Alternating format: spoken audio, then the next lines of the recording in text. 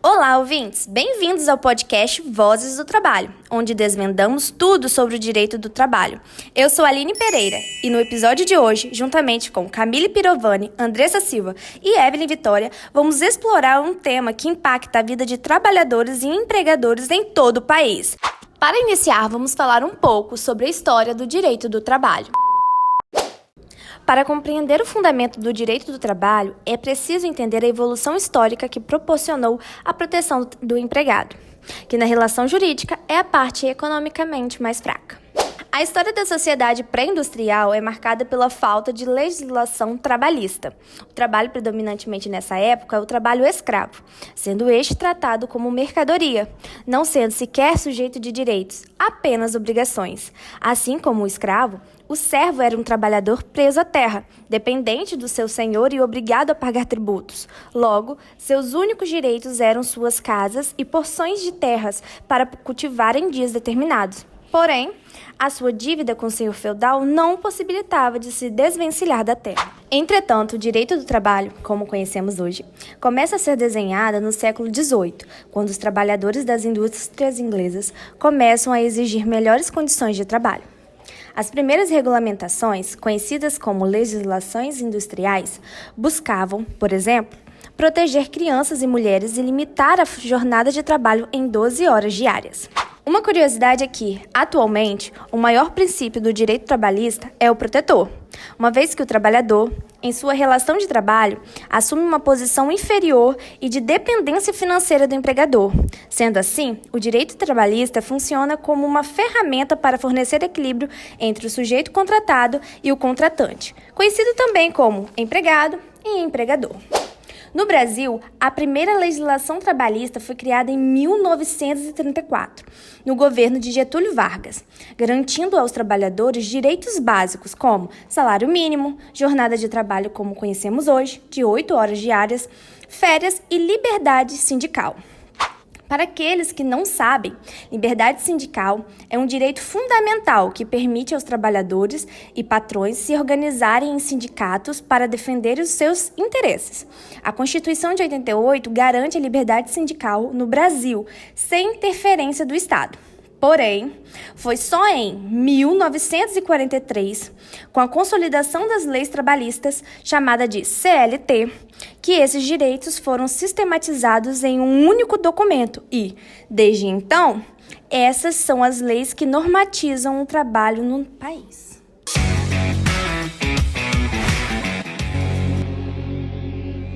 Oi, gente, eu sou a Evelyn. Agora a gente vai falar de um tema super importante que impacta a vida de todo mundo que trabalha, o direito do trabalho e o que chamamos de constitucionalismo social.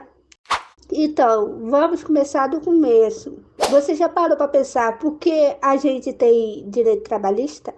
Ou porque existe uma lei que diz que a gente tem que ganhar no mínimo um salário certo ou que a gente tem direito às férias? Nem sempre foi assim, sabia? Na realidade, foi uma luta bem longa para a gente chegar nesse ponto. Agora, pense comigo, se você pudesse escolher entre trabalhar sem nenhum direito garantido ou trabalhar sabendo que tem leis te protegendo de abusos, o que você escolheria? Acho que nem preciso perguntar. Mas o que é interessante é entender como isso foi construído, e é aqui que entra o constitucionalismo social. Vamos explicar de um jeito bem simples. O constitucionalismo social nada mais é do que uma ideia maior de que a Constituição, que é a lei maior de um país, deve proteger os direitos sociais, incluindo os direitos dos trabalhadores. Não basta ter liberdade e igualdade no papel. As pessoas que fizeram a Constituição pensaram: a gente precisa garantir que todo mundo tenha condições mínimas de vida digna, inclusive no trabalho. Isso é o constitucionalismo social. Na prática, isso significa que os direitos trabalhistas, como salário mínimo, jornada máxima de trabalho, seguro-desemprego, tudo isso está lá garantido na nossa Constituição. Nada disso é um favor que o patrão faz, e sim o direito que você tem. E quando a gente fala do direito do trabalho, a gente está falando sobre garantir que o trabalhador tenha uma vida digna. Parece básico, né? Mas antigamente isso era considerado luxo. Imagina trabalhar 16 horas por dia, sem pausa, sem folga. Era assim que as coisas funcionavam lá no começo da indústria. Foi só com muita luta e depois com as constituições modernas que esses direitos começaram a aparecer. Então, é aqui que o direito do trabalho e o constitucionalismo social se conectam. A Constituição de 1988 tem foco especial em proteger esses direitos, tanto que ela dedica um capítulo inteiro só para os direitos sociais e trabalhistas. Quem elaborou a Constituição sabia da importância de garantir a proteção para o trabalhador e que isso influenciaria diretamente na sua vida. Para encerrar, eu queria deixar uma reflexão para vocês. O direito do trabalho é muito mais que só regras e leis. Ele representa uma forma de garantir justiça social. E o constitucionalismo social foi um passo gigante para a gente conseguir colocar isso na nossa Constituição. Obrigada por virem até aqui. Até mais.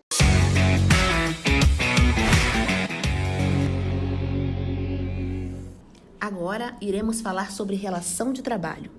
Você sabe a diferença entre relação de trabalho e relação de emprego? Meu nome é Andressa Silva e já te explico neste podcast Vozes do Trabalho o que é uma relação de trabalho. A relação de trabalho ocorre quando alguns dos requisitos do artigo 3º da CLT não são preenchidos, ou seja, basta apenas que um não seja preenchido para que essa relação se torne de trabalho. Esses requisitos que cito são a pessoalidade, a não eventualidade, subordinação, a onerosidade e a alteridade. Além disso, é bom lembrar que uma relação de trabalho não há necessidade de estabelecer assinatura de contrato, ficando a cargo o acordo entre as partes. A relação de trabalho pode se dar de forma ampla e em diversas atividades. Deixa eu citar para você algumas dessas atividades. O autônomo. Sabe aquele professor que dá aula particular? Ele pode ser exercido como um trabalhador informal. Outro exemplo muito clássico é o organizador de festa, que organiza aquelas festas. Quando contratado, outro tipo de trabalho informal. E não para por aí. Podemos citar também a faxineira, que trabalha por dia, motorista de aplicativo, cabeleireiro. Ou seja, em uma relação de trabalho, sua prestação de serviço será eventual e não ficará sob dependência do empregador, mas sim uma contraprestação em dinheiro referente a seu trabalho prestado.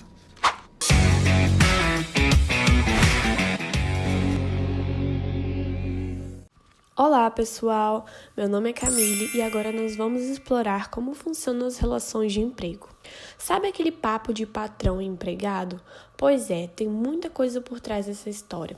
E para isso, vamos descomplicar esse tema de um jeito leve e interativo. Bora lá? Então, o que define uma relação de emprego? Vamos pensar aqui. Você trabalha todo dia, bate ponto, faz o que mandam. Mas será que isso é o bastante para dizer que você está em uma relação de emprego? Imagine que você é contratado para arrumar o jardim de alguém. Você está trabalhando, mas será mesmo que isso é um emprego? Vamos descobrir do que você precisa.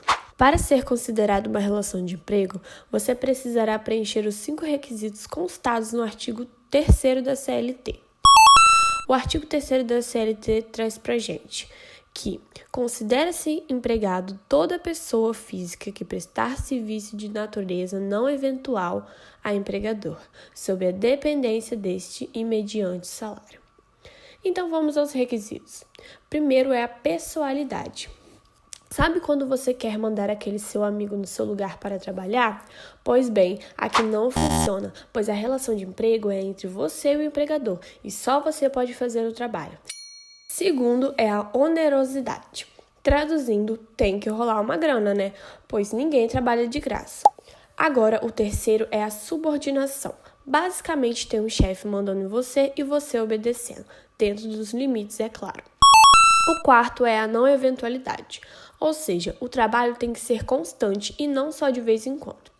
E por fim, o quinto requisito é a alteridade. Aqui o prejuízo fica com o patrão, não com o empregado. Se o negócio der errado, não rola culpabilizar o empregado.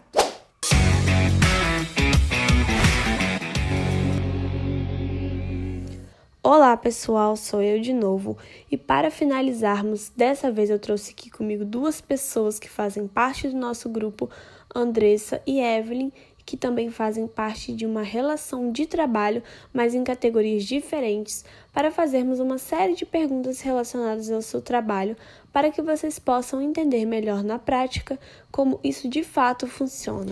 Vamos começar aqui com a Andressa, que é uma trabalhadora autônoma, e ela vai explicar melhor sobre isso. Olá, Andressa, boa noite. Como você decidiu trabalhar de forma autônoma? Olá, boa noite. Então, sempre acreditei no meu espírito empreendedor. Depois do meu primeiro emprego sobre regime CLT, abri o meu próprio negócio, o que me gerou flexibilidade e crescimento profissional, o que, como subordinada, não conseguiria obter. Quais são as principais vantagens que você encontra no trabalho autônomo em comparação com o trabalho de carteira assinada? Autonomia e flexibilidade, variedade de projeto, escolha de clientes, crescimento profissional e potencial de ganho, com base na demanda e qualidade do meu trabalho. E quais os desafios que você enfrenta na sua rotina como uma trabalhadora autônoma? Acredito que conquistar e atrair clientes seja um dos maiores desafios. Fazer com que as pessoas conheçam o meu trabalho, além de saber organizar o tempo e ter controle financeiro. Você tem contrato formal com seus clientes e como costuma formalizar os acordos de trabalho? Um contrato é feito, porém tudo deve ser esclarecido antes de ser formalizado. E você conhece os seus direitos como trabalhador autônomo? Sim. A partir do momento que somos cadastrados como contribuinte individual, passamos a assegurar nosso direito de aposentadoria, auxílio-doença, auxílio-reclusão, salário-maternidade, pensão em caso de morte, dentre outros direitos. Em casos de conflitos com os seus clientes, como você lida com essas questões, como, por exemplo, o pagamento atrasado ou discordâncias sobre o serviço?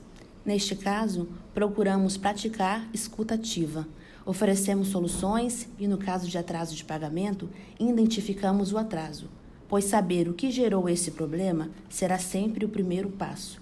Comunicamos funcionários que será a parte prejudicada, mantendo-os informados da situação e procurar solução a curto prazo e buscar ajuda jurídica. E você acha que o trabalhador autônomo ele tem proteção suficiente da legislação trabalhista? E se você achar que não, o que você acha que deveria mudar? Acredito que sim, pois a primeira forma de garantir proteção jurídica como autônomo é por meio da formalização da atividade. E você já considerou formalizar a sua atividade como microempreendedor individual, que é o MEI, ou prefere continuar como autônomo? E se preferir, por quê? Sim, a formalização, seja por meio do CNPJ, garante que o trabalhador autônomo tenha acesso a benefício previdenciário. A formalização facilita o relacionamento com o cliente e oferece uma camada extra de segurança jurídica em caso de litígio. E na sua opinião, qual que é a principal diferença entre ser autônomo e ter um vínculo empregatício sobre o regime da CLT? O trabalho autônomo consiste em um dos modelos de relação de trabalho, o qual é aquele que se desenvolve por conta própria, sem subordinação e com recursos próprios. Muito bem, Andressa. Muito obrigada pela sua participação.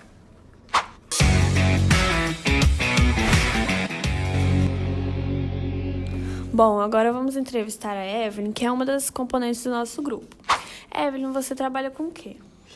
Eu organizo estoque de uma loja virtual dentro de uma sala empresarial. E há quanto tempo que você trabalha organizando o estoque dessa loja? 8 meses. como que é a sua rotina de trabalho e quais são suas principais responsabilidades? Bom, o cliente faz o pedido e manda o endereço para poder mandar pelo correio. Aí eu verifico o endereço através do CEP que ela manda. Depois eu vou separar o pedido e verifico se o pedido, a peça de roupa está com defeito ou se está tudo em ordem, pode mandar para ela. Depois, se a peça está em ordem e o CEP dela, o endereço está certo, eu mando a roupa pelo correio. A minha maior responsabilidade é verificar se o endereço está certo, para poder não mandar a peça errada para o cliente errado, e se a peça também estiver errada, para poder não mandar a roupa com defeito para a cliente. E você tem carteira assinada? E se você tiver, como é que foi esse processo de formalização do seu contrato de trabalho? Eu não tenho carteira assinada, eu sou contratada. Trabalho lá através de contrato, não trabalho através de carteira assinada.